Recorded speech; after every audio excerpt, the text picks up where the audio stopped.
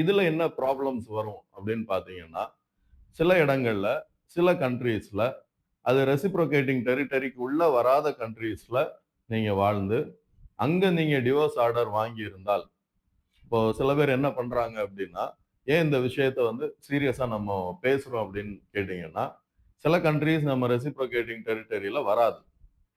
ஏன் வராது அப்படின்னு கேட்கலாம். ஏன் அப்படின்னா, நம்மளுடைய சட்ட திட்டங்களும், அந்த கண்ட்ரியினுடைய சட்ட திட்டங்களும் மாறுபடலாம்.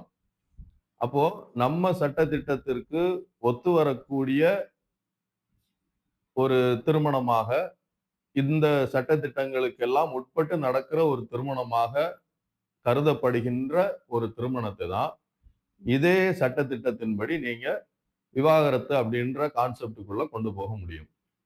சில நாடுகள்ல சட்ட திட்டங்கள் வேற மாதிரி இருக்கும். இப்போ எக்ஸாம்பிள்க்கு இந்து திருமண சட்டம் வேறு, இஸ்லாமிய திருமண சட்டம் வேறு.